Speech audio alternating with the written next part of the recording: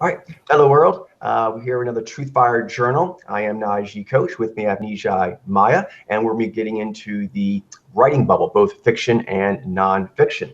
Alrighty, you had some thoughts that came to you from last time. Maya, you want to start us off? Yeah, I wanted to talk a little bit about cerebrals and Vi Alpha who write fiction. That's very interesting because usually those mojos, for the most part, write nonfiction. And when last time we saw there were a few Xeni women who had written fiction as well. So that's a trend that seems to be emerging. But it seems like, in terms of authors who write fiction and who get an enormous amount of acclaim for it, like win a lot of awards, become bestsellers, that tends to be mostly niches or romantics. And you don't, even when cerebrals or Vi Alpha publish fiction, you usually don't see like a ton of acclaim for it. So I want to talk about two situations where I've noticed the opposite, where cerebrals or Vi Alpha have published fiction specifically, and they've gotten a lot of acclaim for it. Please do. Interesting. So the first case is with Latin American literature. That seems to be a bit of a trend. Mario Vargas Llosa is Nizai. Isabel Allende is Xeni. There's another guy, I think Carlos Fuentes from Mexico, who's Vaiji. So there seems to be a bit of a trend with, these usually nonfiction writers who write fiction and who become very, very successful in Latin America. Now, what I'm about to say is basically speculation because I actually haven't read a ton of Latin American literature. But, just knowing a little bit of the history of Latin America and the way, as you know, it was colonized, but it was colonized in a very interesting way. What happened was that when the Spanish people came, a lot of them intermarried with indigenous people, and a lot of these countries in Latin or South America are mostly like ethnically a mixture of the two cultures of Spanish and indigenous peoples. There are very few countries or parts of Latin America where it's just indigenous people or just like Spanish white people. Gotcha. Yeah, my rough understanding of this is very rough, but the colonization in general is that the Spanish did the most with that. The French were sort of like about half, and the English were the most resistant to intermarriage with indigenous peoples. Is that? Yeah. So again, this is speculation, but I'm just wondering because Latin America was colonized in this, in slightly unusual way, and because it's this mixture of cultures, I'm wondering if there's more of a desire to analyze and document and understand and make sense of what's happened in the present and in the past. And for a number of reasons, I think that kind of, literature that focuses on that might appeal more to cerebrals and Vaiji, who are known for documenting things and being in the past and analyzing things and things like that. Yeah, the Vaiji tend to come from more like a historic or a journalistic angle, but the cerebrals also from like a trend, studying trends. They do. Yeah, and so I'm wondering if that's what's going on with the Latin American thing or phenomenon. And then there's another Vaiji author that I've recently become familiar with. His name is Rohinton Mistry, and he lives in Canada now, and all of the stuff that he's published, he's written in Canada, but he's originally from India, and he writes about India a lot.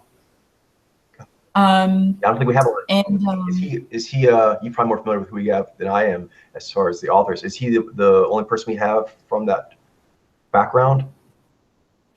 I don't think he's probably not the only Indian author that we have in the database.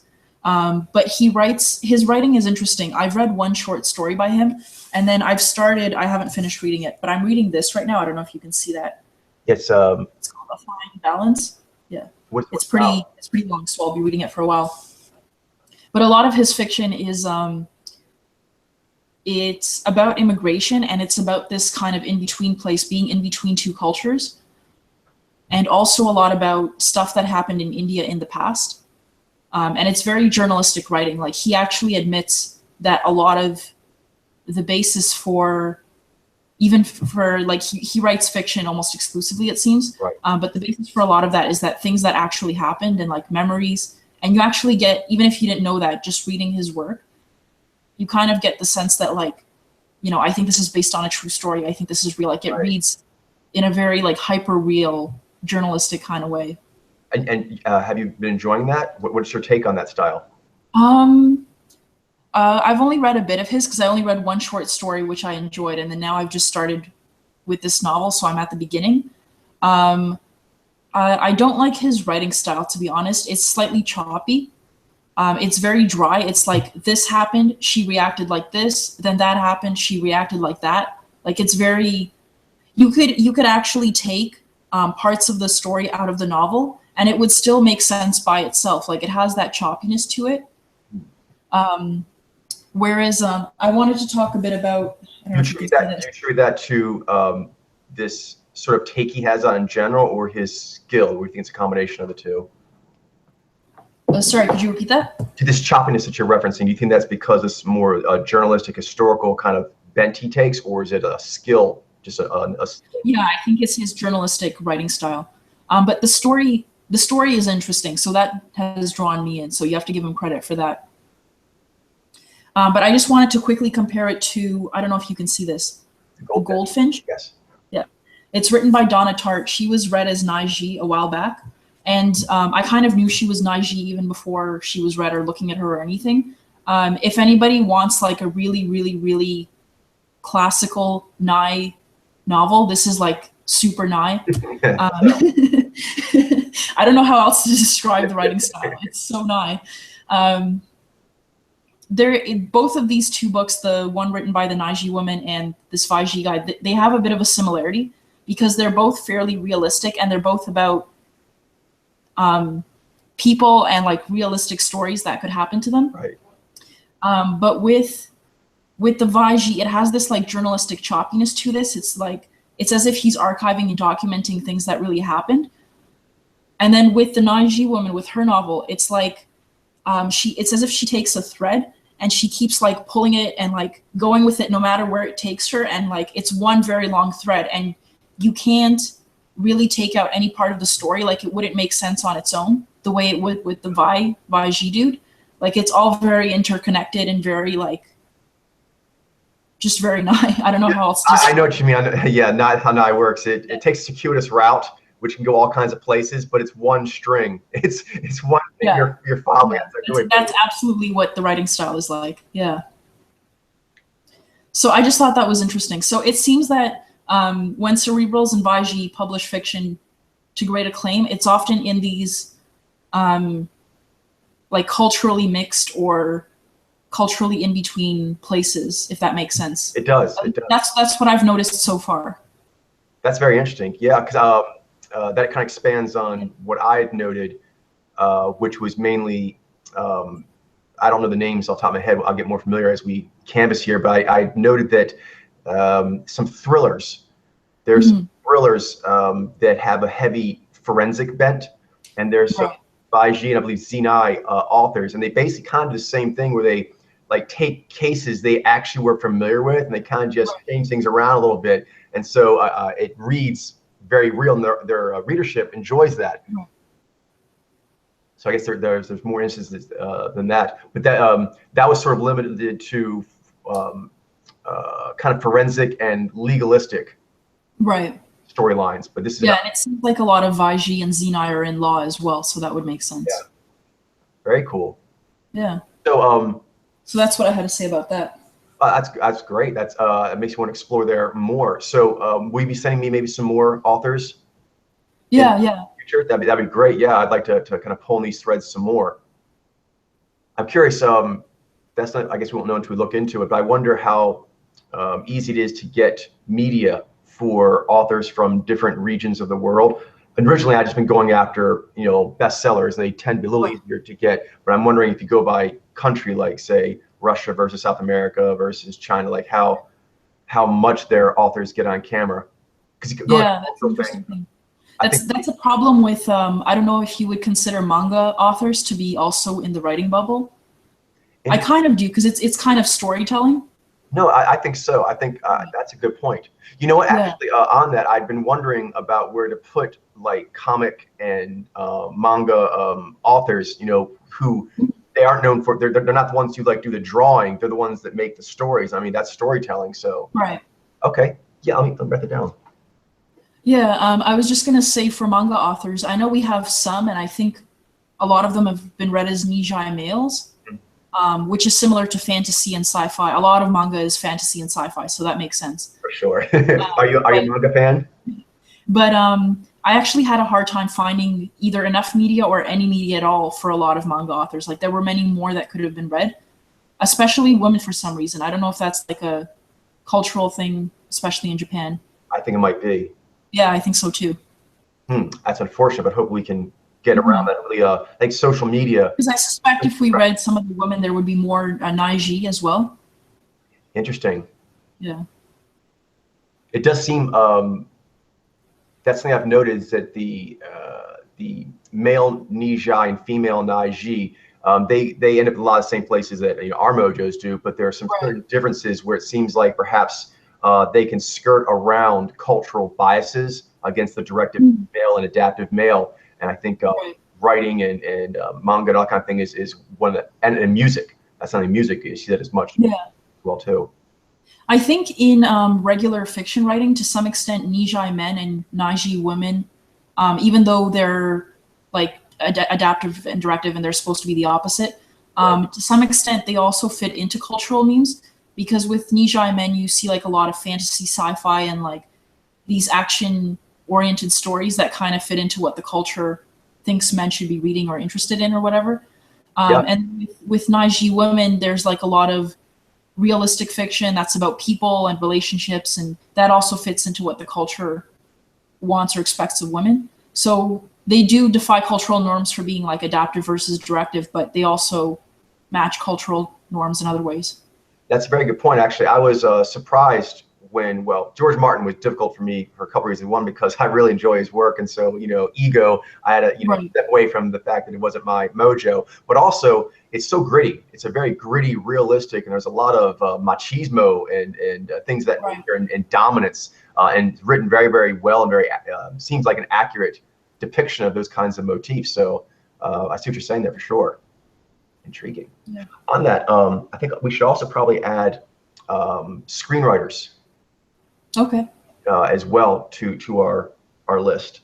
Right now, I think, let me look real quick here. I think we have like maybe a few hundred authors, maybe like 300 or 400. So I'd like to get obviously at least 1,000, and at some point, if possible, I don't know if media will allow for it, but if so, I'd like to get once we break 1,000, to split it into maybe fiction and nonfiction and get 1,000 of both. That would feel really, really well canvassed. Right. All righty. Is there anything else before we show a few samples? No, go ahead. Yeah, I don't have anything else. All right, excellent. But thank you for that. Okay. No worries. All righty. And I think I see him here. Yeah, I hadn't read him. This guy, right? This is the one you're talking about. Is that right? Yeah, that's him. Gotcha. Okay, cool. Take a look at him. All righty. But let's do our drops first. And where are you? There you are. You see that? Yep. Cool. All right, I'll take odds. You can take evens. Okay. Let's see. First one is Nijai Michael Ondaatje. Ondaatje, yeah. Ondaatje, thank you. A Canadian novelist and poet. Yep. Are you familiar with him? I've heard of him. I've read it. I had to read a few of his poems in school. I haven't read any of his novels though. Gotcha.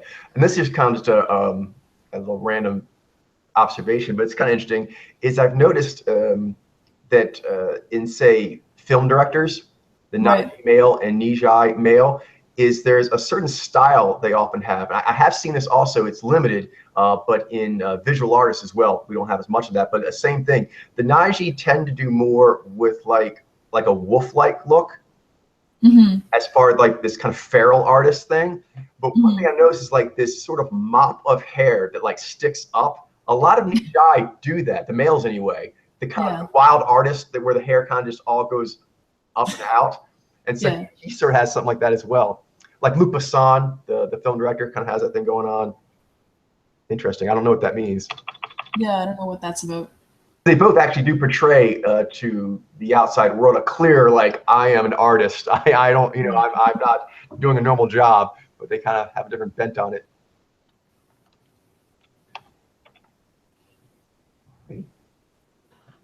Okay. Naiji Ruth Ozeki. Do you know anything about her? Is she fiction? Her name vaguely rings a bell, but I don't think I've read anything by her. Gotcha. All right. Number 3. On the left, the first picture, is that her doing like a Zai check or something? I believe so. But she's interesting on that. She's kind of doing 3 things because she's still doing Nai and Ji. She's actually on her left with the left head tilt and then doing the Zai check from that position. Interesting. Yeah, cool look.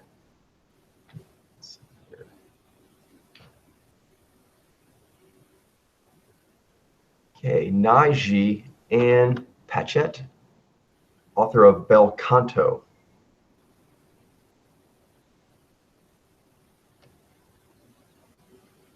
Yeah, she has that sort of similar to some of the music artists in a way, but it's a little softer. She still has that kind of like otherworldly, dominant looking thing, but it's a bit softer, not as quite in your face as some of the music artists.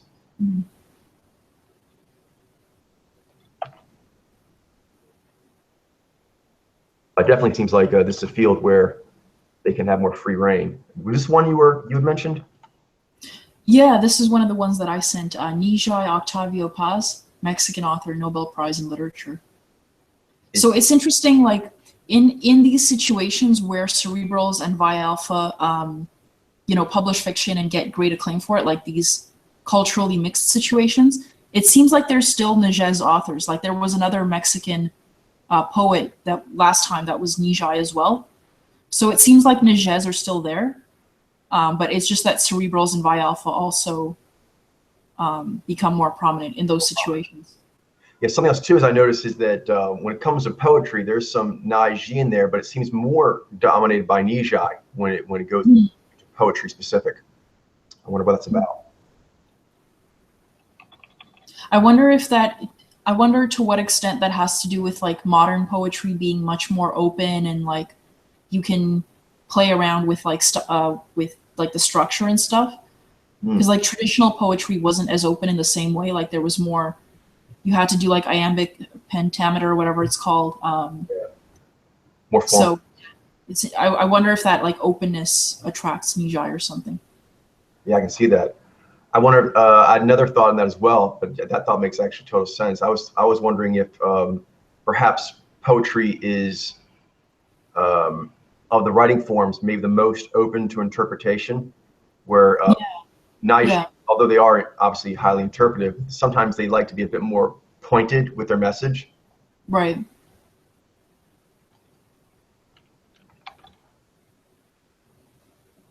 Alrighty.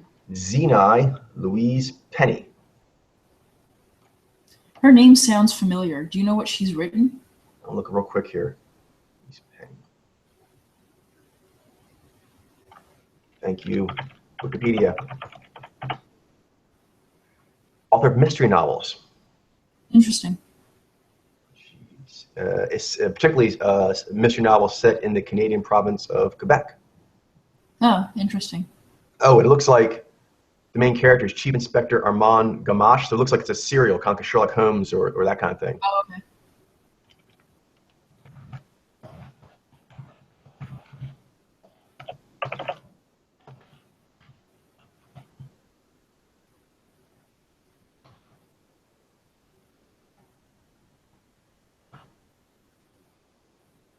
Okay, Naiji Marisha Pessel.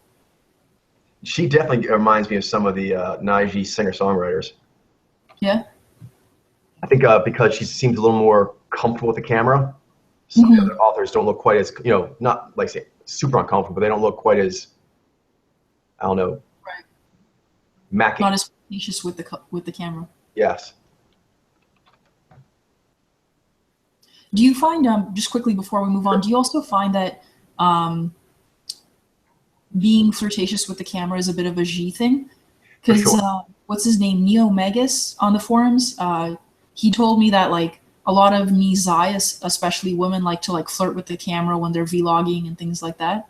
Definitely. In fact, you really notice it. Well, Nizai is a good example, and even like extending that is Zaini, like in the vlogging, because Mhm. they have their Jez power as polar, but they're comfortable with macking, very much so. Mhm. It's interesting that way. Yeah, and actually, Ben and I were noting that in politics as well, because the Baiji and Baizi both show up there heavily, and you Right. are. It looks like you're supposed to put on a bit of an affable front, and the Baizi do not look as comfortable when they're doing it. They can do a good job, but the Zhai still does not Right. quite have that immediate knowing what its influence is. Definitely. Yeah, same thing. Yeah, definitely. The knee index. If you pair pretty much across the board, comparing Nijai to Nizai, the Nijai's delivery tends to be a more dry, matter of fact. For example, like the Nijai females tend to have much stronger, like tomboy bent as compared Right. to Nizai. Even though they're logic based, they're much more classically flirtatious or coquettish or something like that. Right. Can we take that one? Z9 Tamora Pierce. Now that is really like surprising. That's really interesting. How so? You know her? Yeah, yeah, she's actually quite famous. She's written a lot of children's fantasy,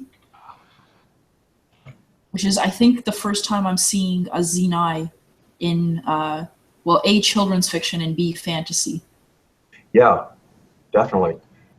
Uh, I'd seen them branching out into some very heavy emotional topics, but seem to be more like adult-oriented emotional topics.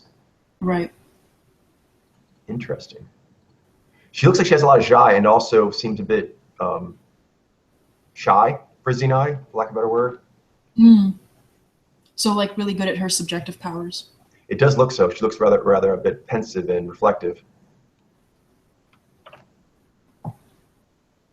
Another Xenai. Xenai Belva Plain. Is this one that you suggested? Curious. No, I don't think I've heard of this one. Oh, gotcha. Not sure where I got her from, but Evergreen. Probably I looked up some lists, found her. But yes, about the Jai, you see right there, she's actually definitely making an effort, like this left picture, to give the Jai, it's not quite comfortable, which is part of the Mhm. charm. It's one of the things that makes Jai so cool. Because sometimes the comfortability of Ji can be a little suspect. Right.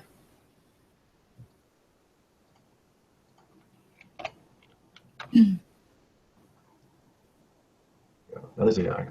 Another Xenai, yeah. Xenai Francine Prose. I Blue, haven't heard of her. no, not sure what that is. Blue Angel. Yeah.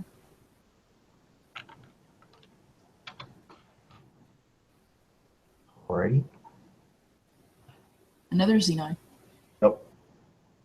Xenai Anna Quindlen, author of One True Thing.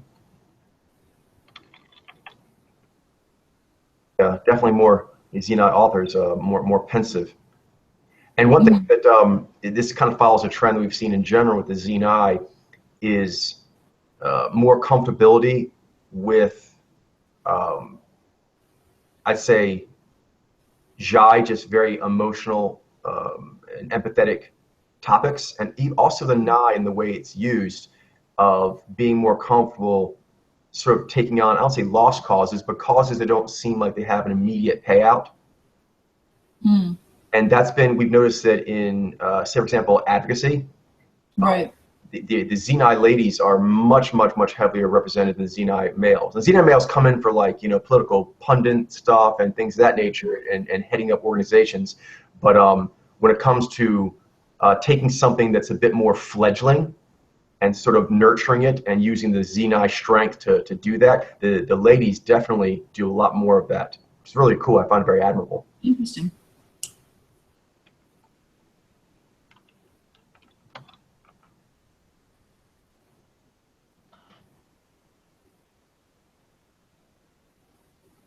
Xenai Ruth Rendell. Yeah, bit of a longer face, but still has those Yeah. power cheeks. She looks intense. When she's known for? Let me look real quick. Ruth Rendell.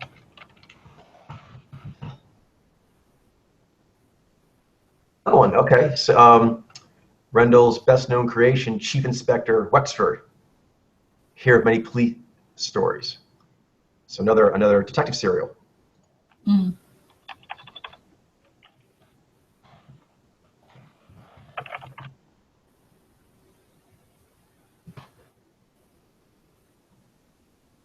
Mary Roach, Naiji, author. You've heard of her at all? I don't think so. Have you read any of her stuff? No, not familiar. I'm really bad with names anyway. But Yeah, she definitely looks more comfortable in front of the camera than some of the Xenai women we just saw. yeah, which is interesting because subjective, that G makes a big difference. Mm-hmm.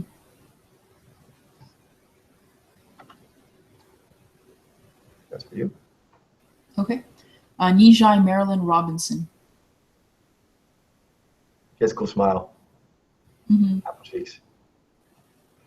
Yeah, actually, that's one thing I think is kind of cool about the Nijais. A lot of times they smile is completely like irrelevant to like trying to work the camera, which actually in a way works it in a different angle. You know what I mean? Oh. As a Naiji, I'm like, that's cool, like because I don't do it like that. So it has this sort of like authentic energy to it that I don't know, I find very captivating. Oh, interesting. Yeah, Jai can be a double-edged sword because, not to go off on too much of a tangent, but like sometimes when I'm just walking around, I'll be like thinking about stuff and I'll remember something that happened that was like happy or made me smile or whatever, and I won't even realize that I'm starting to like smile or laugh again, and like people around me probably think I'm like this crazy person just like randomly smiling for no reason in the street or like laughing or whatever. It's cool though. It actually gives a natural a flow to which actually can be very relaxing because G can be soothing in its own way, in its proactive way, but actually the unscripted way Jai does it actually has a special way of its own. Oh, I'm wondering, we have 5 minutes left here. Maybe we should take a quick pause and look at that person that you're interested in, so we get that in. Alrighty, so let's see here. Do you know how to load the YouTube? From a Google Hangout? Mm-hmm. I don't think so. Okay, well, I got it here. Can you maybe at least have its name? I'm accepting what it's telling me to do. It doesn't look too complicated.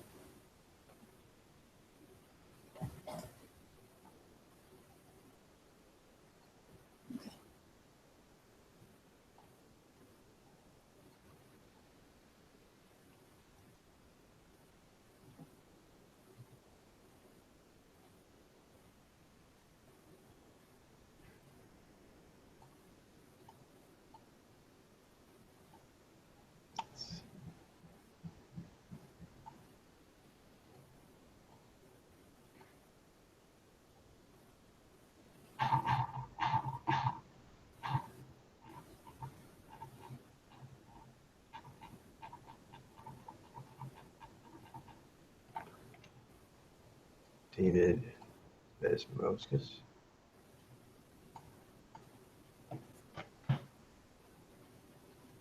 Okay. Do you see? Are you seeing something? I just loaded something. Yeah. Yeah. Okay, here we go. This evening is award-winning writer and filmmaker David Bezmozgis. His previous work. To ascertain her opinion, what he saw from her was mostly demurral, deciding where they were going to end up in the 1970s. And we were planning. My family thought we were going to go to Atlanta, Georgia. We didn't know anybody there. I have relatives here. The bulk of my family I think you were end up in Toronto, but on the right track as far as Jez Hunter. He definitely gives off Jez Hunter vibe. Yeah. The refinement, the hand. I don't like the bubbliness, or if it is, it's very subdued. Like it's not knee alpha. Yeah, I'm still trying to dial in which of the Jez Hunters it is. Declare that they were going to go to Atlanta, Georgia, And the man who was acting on behalf of Hyas with talking about the Jez hunters, I often like to get closer on the face to get a look at the tensioning in the eyes and around the mouth. Okay. Because there was another video that's like 10 minutes long, and it has some close-ups of his face. Cool. Next, because the other thing I look at is the hands. The warm wizard versus warm operator. And he said Canada has opened up. Okay. He's using his hands a bit right now. He's moving them. I'm Literally. focusing We didn't on. know anybody in Canada, and that was it. And then the other thing, which I'm also this clip's fine for, is the voice, the drone, Their own rationalizations and reasons for doing it. the drone versus the lilt. Okay. All right. I still reason more, but I think it's the Vaiji. The hands, you know, spidery, the design he have. The Vaiji have what we call like a hard spider, and it's more yang because they are directive, but it's does a little more of the splayed action than the Naiji do. I think I'm seeing that here a little bit in his hands. Let me watch a little more. But hockey, actually, because my father was a big sports fan, and he'd watched, as many people in the Soviet Union who watched the Super Series, the Soviets in Russia in 1972, and they'd seen things. They'd seen Canada. You know, you saw some of Toronto and some of Montreal and Vancouver and Winnipeg, and it seemed. That might be drone. I'm hearing the voice, but if so, I think he's got a good amount of knee, which is softening it. Your mother told me that story, but in her version, you. Well, there was Toronto was Yes. So there was Canada, and then there's Toronto, where they asked us, well, where do you want to go? And I had a little friend in Italy, and I said, well, I want to go. There's a hand he's again. going, in front of the. Yeah. I guess the. Would have been the consular official, and they said, okay. Toronto was actually a place that was very tough to get into because everybody wanted to go there. Okay, so I think I got what I can from here for right now. Let's look at the other video. Okay. Can you love it in? What you're talking about? Hang on.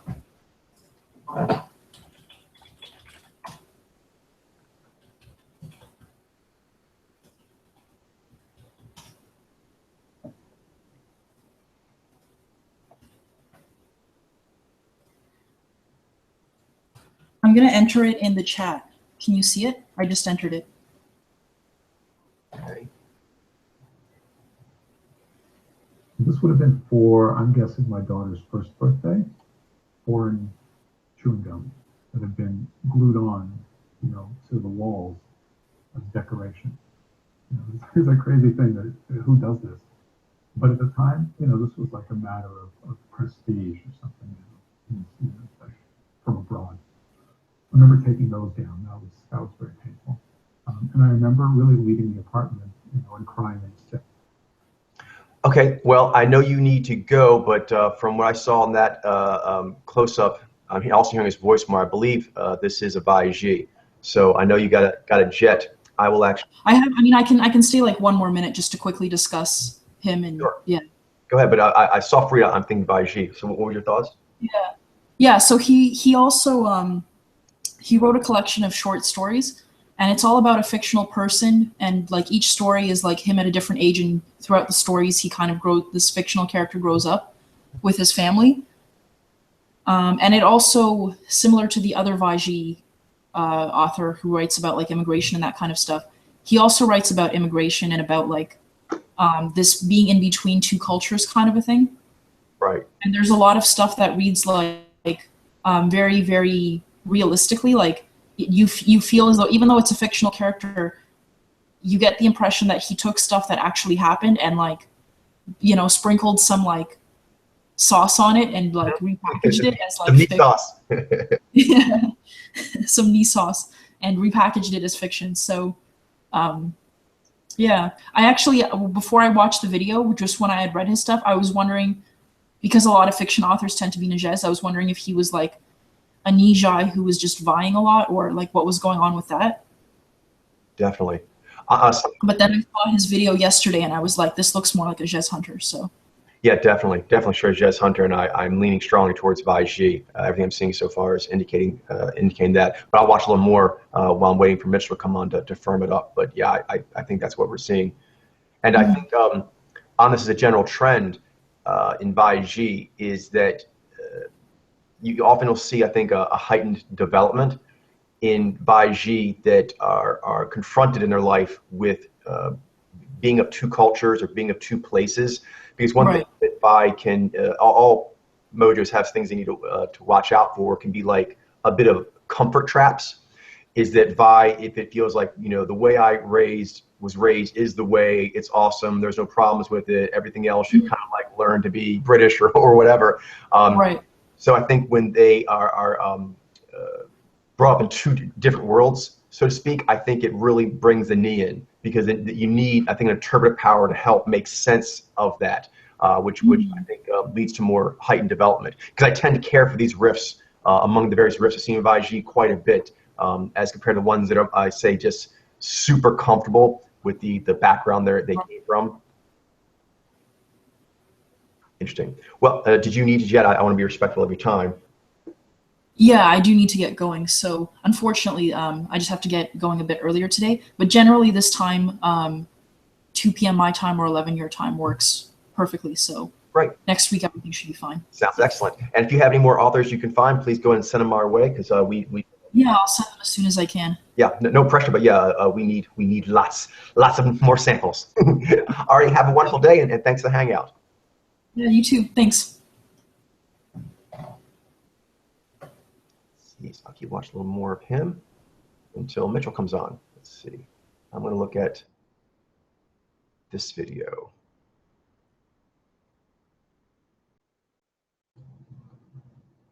So this would have been for, I'm guessing, my daughter's first birthday. There she is. Her name is May. My name's after my father. And me and my... Okay, that's interesting. The wife looks subjective. Possibly another Baiji. This might be a double Baiji pairing. And like all mojos, the pairings tend to be, most common is the ideal inspirational, the other, the unconscious genius. But after that, even more so than variations of inspiration, it tends to go from ideal inspiration, and then the most common after that, if you get very specific, is actually, so say full inspiration is full augmentation. And then the variations are less so from there. Because I think it's the comfortability of the channels. This would be in our house in Toronto.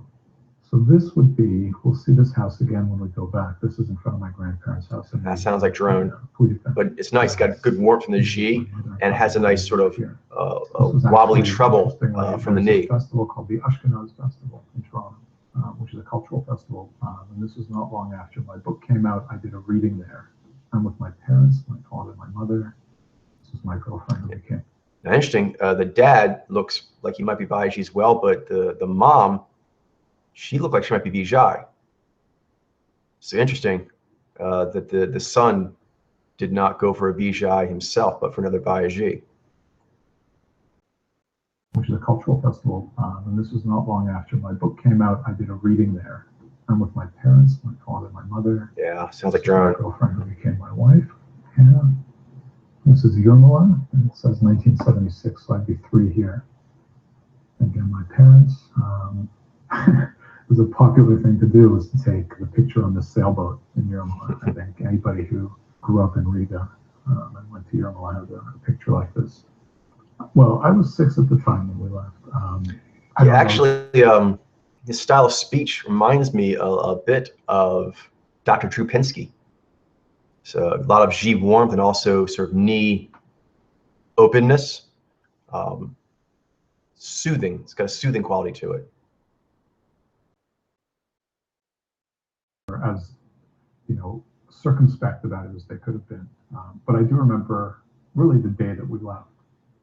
And I remember 2 things. One is, in our bathroom, we had gum wrappers from foreign chewing gum that had been glued on, you know, to the walls as decoration. You know, it's a crazy thing that who does this? But at the time, you know, this was like a matter of prestige or something. You know, it's like from abroad. I remember taking those down. That was very painful. And I remember really leaving the apartment, you know, and crying in the stairwell. kissing the walls. I mean, it was a very dramatic child. Kissing the walls of this apartment, which you should see if we return to look at. Yeah, and now that I feel pretty good that he's a Vaigi, I'm fascinated by he went with a Vaigi instead of a Vijay, because it's fairly common that even if it's not inspirational, that there will be a mimicking of what the parents did. So you'll see, for example, if it's a double Vaigi or Naiji parents, that often the children will go that route as well. Or if the parents were like, say, a Naiji with a Vijay, say a suppression, there's a more percentage chance that the children will also go for a suppression relationship. Although that magnetic pull for the inspirational or augmentation still is in play, and will kind of pull people away from that. But there does tend to be a reenacting of what the parents did, but not in this case.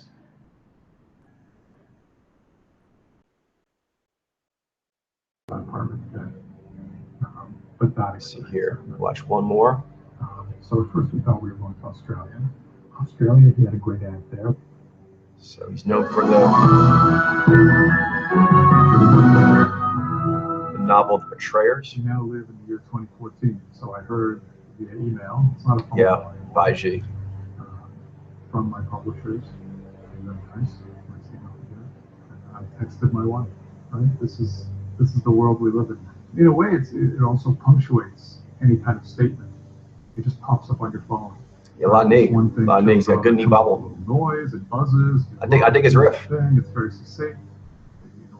And he's got a good tsunami swivel action going on too. Oh, that's short. How about this one?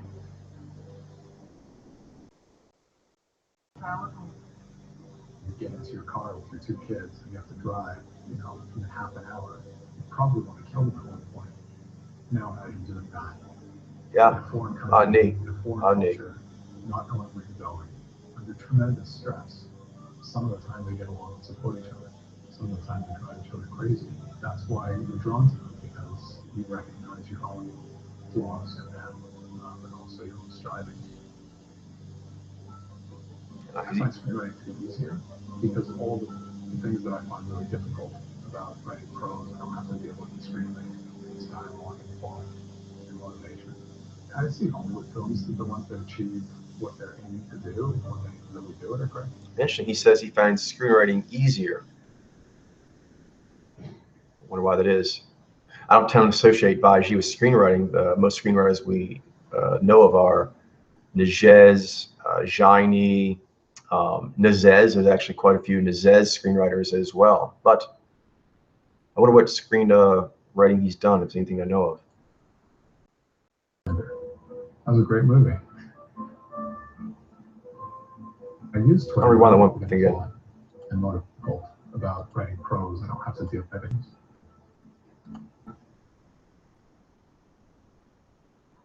It looks like Mitchell's going in. Hey there, Mitchell. Hey, you hear me? Okay. my screen took a second to load. No worries. All right, I am joined by Naiji Mitchell, and we'll be getting into tennis and STEM. All right. All righty. So we'll start off with tennis. Yeah, so French Open's in the finals now. So tell me what's going on. I saw a few things from like sports headlines I'm curious about. But tell me what you got. Okay, well, yeah. So last time we met, I said that Nadal was doing really well, but like the day after I said that, he dropped out due to an injury. Right. Wrist injury, right? Yeah. So that's kind of his thing. He drops out a lot due to injuries, unfortunately. But yeah, so after that, the best two players left in the tournament were Djokovic and Murray, and they are facing off in the finals. Nice. Who do you think's going to win? Do you have any predictions? Well, Djokovic is just really hard to beat, and he had an easier road to the finals by a lot. He had like no one that was his level on his side, really. But Murray could beat him. I mean, it happened. I think he beat him recently. It's not impossible, but I would predict Djokovic would win. That's what I wanted to say. They faced each other, I guess, being both really good. They faced each other probably multiple times prior to this. Yeah, and some of the tournaments leading up to this one, in the finals. I think Murray did win one. I don't remember which one.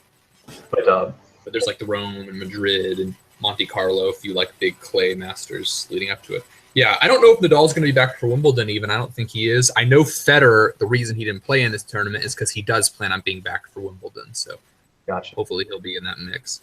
Cool. The wrist injury, how did that come about?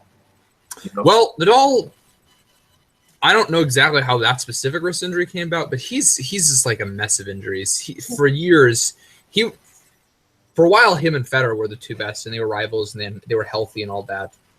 And Nadal was actually kind of getting better than him, but then he lost this one French Open, which was like his best tournament.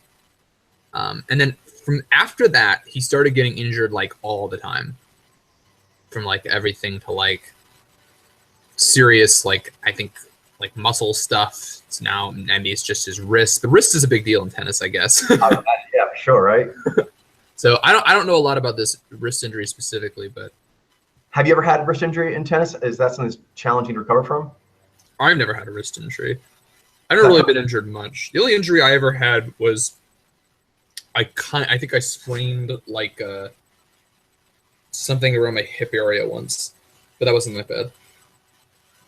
I heard that tendon injuries are more challenging to heal up, so the wrist might be one of the more difficult ones to get over. Yeah, I've seen people's careers ruined in professional tennis by wrist injuries. There was a good player a while ago, Juan Martín del Potro. I think he's his IV, really big guy, heavy hitter, and he got a wrist injury. I have not seen him since. Wow.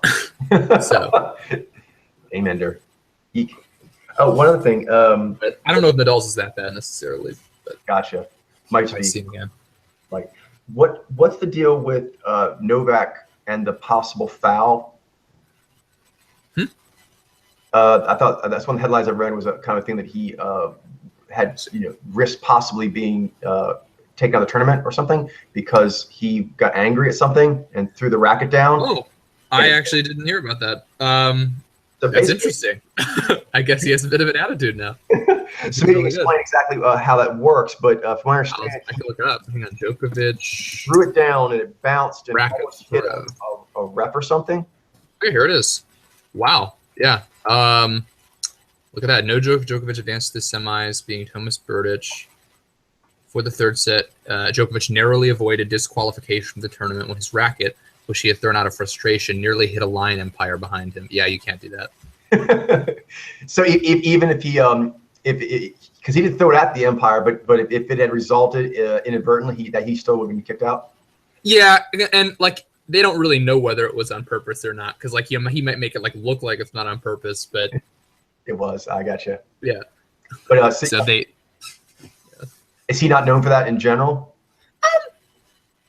I guess not. Actually, Murray has been known to throw more temper tantrums than him, but yeah, I that's a new development. He's not super known for that actually. So this might be a new thing with him. Yeah. So of the current well-known players, who is known most for that? Is there a few people that are? There isn't anyone that's that bad now. Let's see. I'm trying to think. Maybe Murray, honestly, although I guess he's better recently. Federer has always been really, really classy. He doesn't do stuff like that. How about Nadal? Sorry? How about Nadal? Nadal, same thing with him. Nadal never does anything like that. He's always, he's really, he follows the rules and all that and tends to be very complimentary and stuff and doesn't throw temper tantrums. What about, who's the one by Z? Andy Roddick? He would get a little angry from time to time, but I don't think he ever did anything rule breaking. Gotcha. Because I don't know. So I don't know what it is. Like I wouldn't think the Xi V would be the most prone to that. Like Xi Alpha, but I don't know.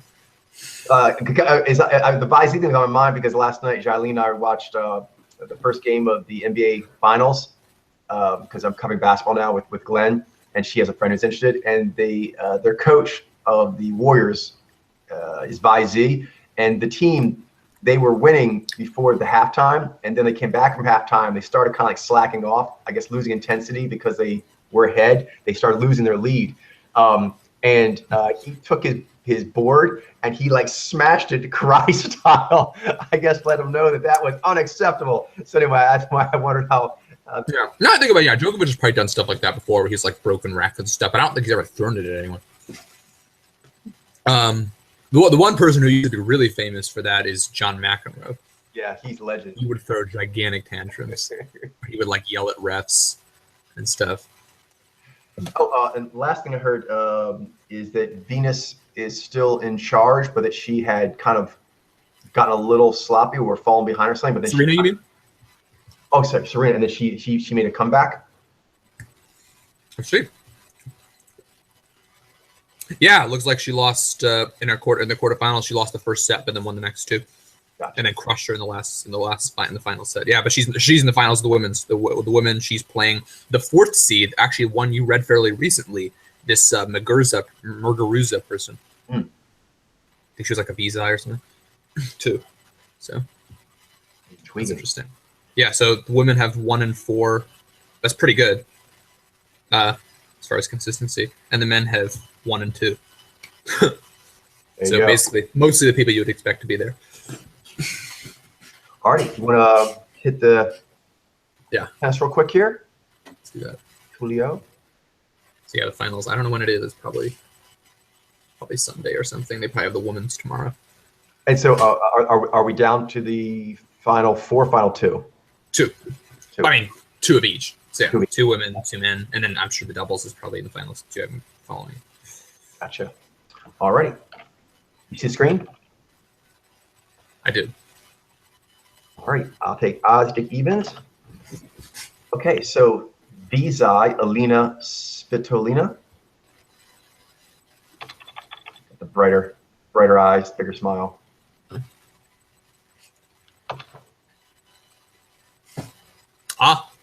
Zyvi, Dominic Thiem, that is who Djokovic played in the semis. Is that the one that he did the racket throwing? That is not. I think he did it against... Oh, Berdych. Yes. Gotcha. Yeah, against Berdych. And Berdych, that was a later match. Is Berdych better than Thiem? Berdych is better than Thiem, yeah. And it was a closer match. Although Thiem, yeah, like so many people quit on Djokovic's side, so it's like. What do you mean? Like, Federer and Nadal, and it was like. I mean, there were a few more people. He didn't have to play any like the really high seeds, except for Berdych. It's like the best person he had to play. Oh, that's gonna be a big advantage. Yeah. Well, they might get a little slack, so we'll see. IB, Ajla, Tamla Janovic. She has a fuller face. She does. She does. When I looked at her face, I wouldn't probably not have guessed IV right away. Yeah, in fact, I want to take a look at her again, but I think it says IV, but now I'm looking at her. I think I might want to just review her afterwards. I'll add her to my purification list.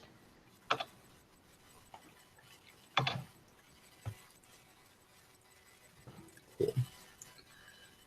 Zyvi, Lucia, Sarenka. That's pretty classic right there. Yeah. It's got a thinner face. And hair, I can see. I see the shades of consciousness with Naiji actually. Mm-hmm. Isai, Allison van Utbach.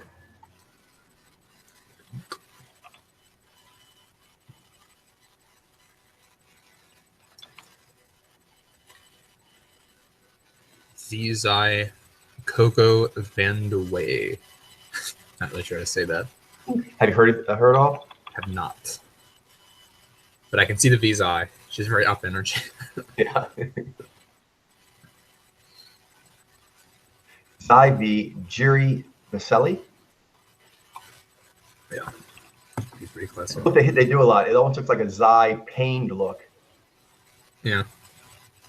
Like it's being impacted. Yeah.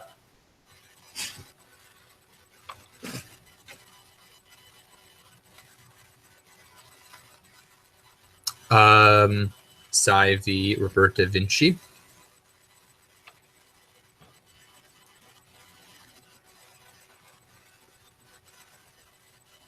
Zai v. Qiang Wang. Yeah, I can see that.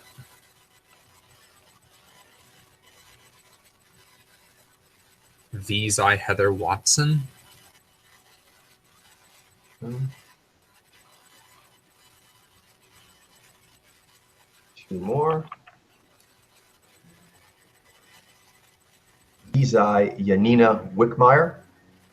Her, I think. Yeah, that name sounds familiar. She did well in something recently. Though not in this tournament, but Do you know who's winning the doubles at all? who's winning the doubles? In the men's, it looks like a Spanish team with Feliciano Lopez. He's pretty good. He's a singles player, so he's pretty good with maybe another Lopez that he's playing with versus the Bryan brothers. Bryan brothers. Oh, they're one of the few FISE we have, right? Yeah, and they're like the best doubles team in the world. Yeah, they're ranked 5 right now, but they have the most records and stuff. Gotcha. Last one to you. Vizai Karina Withoft. Interesting. Yeah, I'm still trying to figure out why the ladies have so many more Vizai. I mean, the demographics are still very similar between the two, but that. I was wondering if it's because maybe the men, because like something you said about the Vizai is that they're even more like explosive and stuff like that. Right. So maybe because women in general have slighter builds, like for the men, it's almost like the Zai V is enough. And so having the higher Zai just gives you more of a tactical advantage, although there obviously are still some very good Vizai.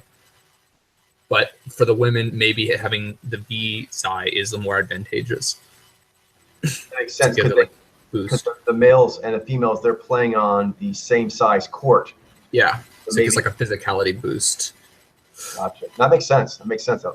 Like on average, like obviously it's not in every case, but because there's some really good Vizai males, some really good Zai V females. But right. But overall, that makes sense. Alrighty. Boom, boom. Save that. And time for STEM. Here we go. But I was excited to get into STEM because we didn't get into it last week. Or 2 weeks ago. We were geeking out. It's cool. Yeah. There was a lot to discuss with the French Open. There really isn't as much to discuss this week because they're almost done. Right, you see the screen? Yes. Alrighty. First one up. Oh, wow. That was one I requested. Cool. Zaini Kenneth Arrow, Nobel laureate for economics. Impossibility theorem and social choice theory. Do you know anything what that's about? Yeah, I studied it a little bit a while ago because I was taking like an online course. It's a game theory sort of thing. Something about there's certain things you can't do. in what context is that? Hang on, let me look it up. I forget it. I don't remember it that well, but I'll probably remember when I see it. Here is a possibility theorem stating that when voters have 3 or more distinct alternatives, no ranked order voting system can convert the ranked preferences of individuals into community-wide ranking while also meeting a pre-specified set of criteria. And those pre-specified criteria are called unrestricted domain, non-dictatorship, Pareto efficiency, and independence of irrelevant alternatives. So it's something. It's a constraint on, I guess, community consensus in a way. Okay, so it's kind of game theory applied to community consensus, and is politics the main application for that? Are there others? I think anything that you could apply game theory to that involves those criteria. Gotcha. That's cool. Yeah, we don't have too many Zaini in economics. It's not necessarily what I expected. That's interesting. I guess there are a few. That's for you. And then there's the other one, Zaini Arthur Avila, mathematician. Primarily for contributions to dynamical systems. Are you familiar with him? A little bit, yeah. I've read about him somewhere. I think he might have gone. In the context of mathematics, what does dynamical systems refer to? it's mostly it's stuff related to chaos theory. So it's stuff where there's like a lot of, it's like non-linear. There's a lot of, it's very complex. There's a lot of probability stuff going on. Gotcha. And trying to predict patterns in areas where it's very, very difficult to predict patterns. Gotcha. So it's a field of growing research. Is that mainly theoretical, or does it get into applied? That gets into applied. Yeah, I mean, dynamical systems. That's partly the reason is that our world's more and more full of dynamical systems that are very complex. So people are researching more. Would that apply to like human-based systems, but also things like weather, or what? Yeah, exactly. That's applied to really, yeah, it could be applied to human-based systems, really complex stuff like the weather, which still hasn't really been figured out that well. Like the functions in dynamical systems are deterministic, but they're so complex that even the slightest shifts in time intervals can produce like practically unpredictable changes. Like it's so there's a lot of research in trying to predict it better and better. Gotcha. Next up, Zini Hans Beth, not sure. Yeah. Nobel Prize in Physics. Are you familiar with him at all? I'm not, but I've seen that name a lot, Hans. His face looks familiar, which is saying something because a lot of these STEM people don't, but he looks vaguely familiar. Yeah, he looks like a very classic scientist. Hans Beef. Maybe that's just because he holds Zinita. This is yours? Yeah. Oh, sorry. Nizai Melvin Calvin, Nobel Prize winner in chemistry. He's a happy chemist. Yeah, he doesn't actually. He looks not as like maybe Vi heavy as I would expect. Yeah, right. Because most of the Zini and Vzi that we've seen in the chemistry have that more. He looks pretty loose to me. He looks buoyant. Yeah.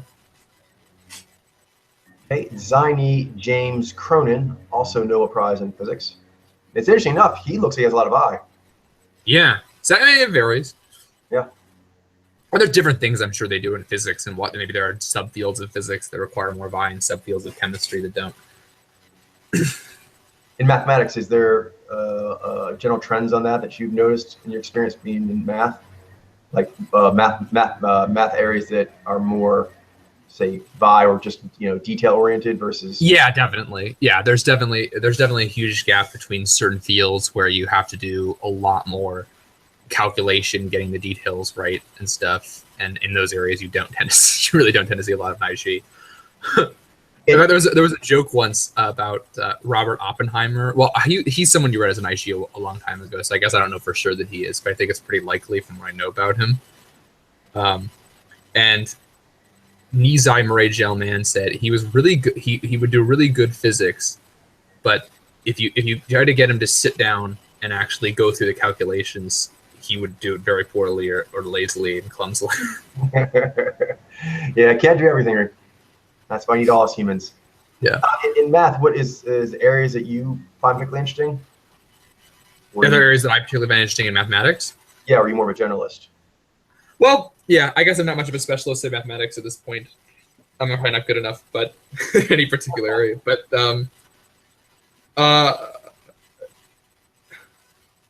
I've always liked geometry, and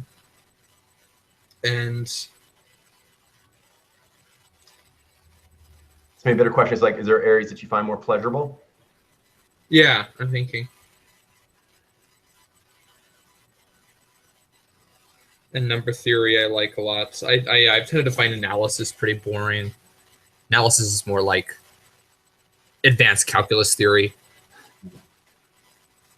Why is it boring? Is it because of it's one of those ones where it's like a lot of detail work. Gotcha. Whereas like geometry, it's a lot more like spatial reasoning and stuff like that, which I don't know. I don't find that as constraining, I guess.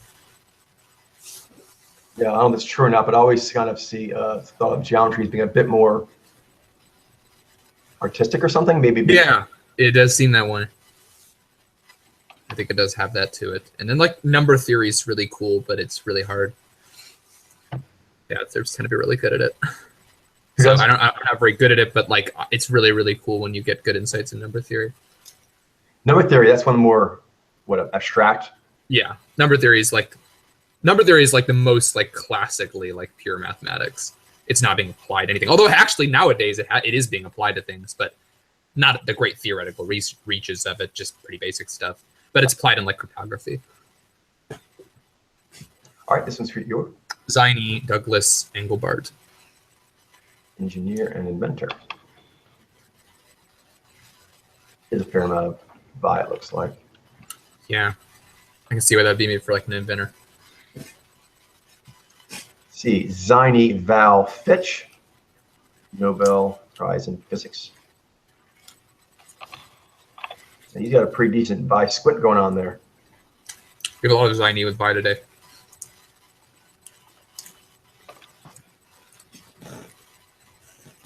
All right, it's yours. He sounds familiar. Nizai Richard Heck. Yeah, he kind of reminds me like there's a couple comedians look like him actually. Let me look him up. Yeah, he's another buoyant chemist. Interesting. Seems like he meant this thing. Happy chemist. Yeah. And I guess it's nothing that I know that well, but yeah, okay, we can move on. He discovered some like famous chemical reaction. Wasn't what I thought though. I guess in chemistry also there's a tons of way of coming about it. Nizai Alan J. Heeger, another happy chemist. Interesting today, a theme: happy chemist, a lot of knee, and a very serious physicist.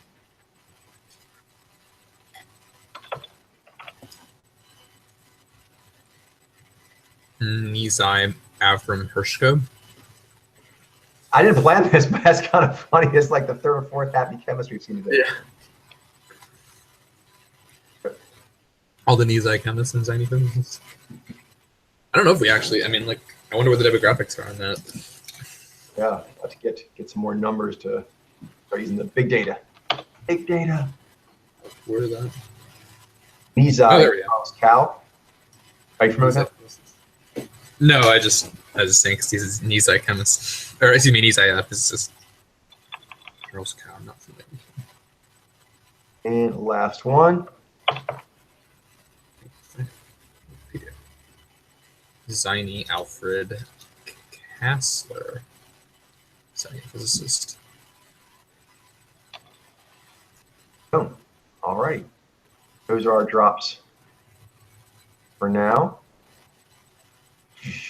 All right, we have a few minutes left. So a question I was wondering is, with the project that Bruno and you guys are all working on, you'd mentioned some of your background that you thought might be able to make some like unique additions. What was it you were referring to there, if you don't mind me asking? Oh, for the database project? Yeah, I've been thinking about this. I've wanted to do this for a long time. I didn't know Bruno had all these skills. I would have liked to have known that, but so I guess if one of the things that I did, I mentioned it to Ademus maybe I think it was a few months ago. Maybe it's during winter break or something. I started to actually write like a scientific paper where I looked at our accuracy ratings in Mojo reading and stuff over a select interval, and tried to see just kind of how impressive they were statistically. I mean, and they were really impressive. But one thing that struck me as a problem with the methodology was that you could very easily look at like what are the chances of getting it right, like 1 in 16, right? But that's not really mostly how we do Mojo reading. There's also bubble reading. Exactly. That we do a little bit. So most reads aren't really quite that hard. No, they're more like, I'd say that the average is sort of like 2 to 8. Yeah. Choice somewhere around. So I would love to create like some kind of software, maybe through this database system. That's one of my plans. I have a few, where we could log in our quiz results and stuff, and look over time at like our accuracy with respect to like bubble reading and the actual metadata of the samples and stuff like that, and get a way more accurate assessment of how accurate we are. I suspect it will be very impressive because it already looks like it is just with the data we have. Like it was from just the 1 in 16 way of looking at it, it was so impressive that I couldn't even, the numbers, like I couldn't even calculate it in Excel. It was like, wow. It was the statistically too, it was like impossible. So, but I don't think it's quite that impressive, but I think I think it's still very impressive. It's like a few orders of magnitude lower than that, but it'll still be a more realistic impressive, which is what we and I think you can, and it would be really cool. Maybe you could have something you could see in your quiz results, the areas where you're struggling very specifically, or even particular like fields and stuff. So yeah, that's one of the things I want to do. I don't know how hard that will be. It might take a while.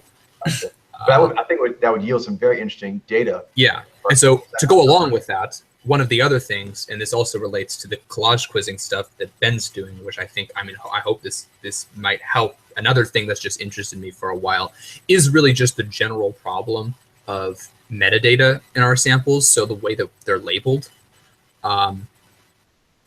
Because basically in the Rosetta Stone, we have like one line where we say what they do and stuff. And we try to make it as descriptive as possible, but it probably doesn't really capture everything about the sample, even that would necessarily be interesting in a lot of cases.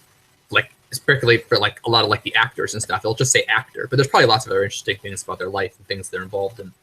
That would be good to know. And you're right, it would help them stick more in the mind. One thing that I want to do, or another thing I want to try to do, and again, this also might be really hard, but I know some machine learning algorithms that might be able to do this. Maybe we could try to, there'd be some manual work. We'd have to get some biographical information on all the samples into the database, but then you could look through, and there's this machine learning algorithm called like a topic sorter or something like that. I'm studying it recently. Here, let me look it up. Latent Dirichlet allocation. Like a statistical model that goes through gigantic sections of text and finds, it's like a form of semantic analysis, and it finds all of the different topics, like latent topics in there. And we could probably discover all kinds of patterns in the samples through this database that we've never been able to discover before. And we could put them in the entries. It could probably update in an automated way when we add new samples. And just on its own, it could help for collage quizzing things. So if you could, and it's getting in one's synopnia, like the story, all these cross-contextualized patterns, it really helps getting it. It's because it's such a massive phenomenon as far as all the different trends that are in it. So, because like going back to what you were saying about the bubbles and how well we're doing with the various bubbles, there's how many likely different designs are choices for that bubble, but then there's also how many samples total do we have in our research in that bubble, and how does that affect accuracy? And then besides the amount of them, how long have we been tracking that bubble? So, you know what I mean? How many likely answers are there? How many total samples have been canvassed, and how long we've been working the bubble? I think would all be quite relevant. Yeah, and there's people that do bubbles secondarily, like they might be an actor, but they also might be involved in another bubble. So if we go through all of the data like that, we'll probably find more information than we even thought we had. So yeah, I'm just really excited to do those things, but it might be really hard. I want to get a better sense of how the database and stuff actually works first, so I know how. I think it could be done. I'm pretty confident. I think once probably the first initial platform gets going, which I know Bruno is working on, it probably give you guys a lot of ideas of like, oh, we can do this, we can do this. Once you see like the basic, like kernel, so to speak. Very intriguing. And I know one thing I wanted to do, I've just been working so hard to kind of build the Rosetta Stone up and then to get it as accurate as I can, is that I'm going to keep going the rest of my life expanding the Rosetta Stone, hopefully up to 128,000 in my lifetime, if at all possible. But while doing that, I also want to continue to focus on like the core 32,000 and keep making that as pure as it can be. And as you were saying, for like, I'd say the initial 32,000, which would be like the bread and butter for students, so to speak, trying to increase the amount of information on the entries for those ones so that they are as rich as can be. Yeah, and that's what I want to try to do. So really, I want to try to find some automated techniques that could go through like text on the internet that we could input and do that on its own. Definitely. Yeah, also too, because one thing, a simple one maybe even start with is that one thing I haven't done, but I really would like to, but it's just, I don't have the time to do it, but it'd be very relevant, is date of birth and death to What's actually, to be able to sort samples by their age. Oh, yeah. So that'd be one of the, oh, I see what you mean. Yeah. That could be something that using the thing you're talking about could probably one of the easiest things to grab, which I haven't grabbed just because of the amount of data entry that's required for it, but that might be something that could be automated. Yeah. This was something I started a little while ago. Do you see this? Yes. This is the scientific paper I started writing. Nice. Data. Yeah. I took like a small section and I did this really simple statistical test. And so there's my accuracy and Ben's and Shailene's and Ademus's and Infinity's and Glenn's, Darkglow and Eagle Eye.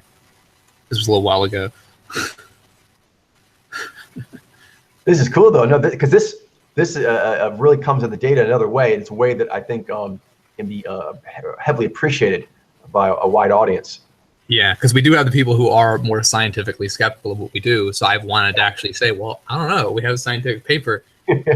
No, this is great. Debunk this.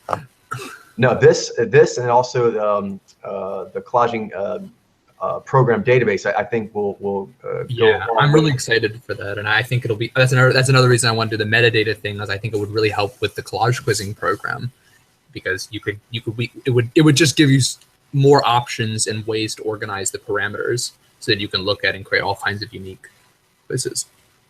Definitely, very nice. So yeah, I didn't finish it because I was sort of actually kind of dissatisfied with the fact that I wanted to have like a more rigorous methodology that took into account like bubble reading and stuff. But now I think that might be possible. Excellent. Yeah, they sound like this project and that one would complement each other, bonus stack each other. Yeah. Sweet.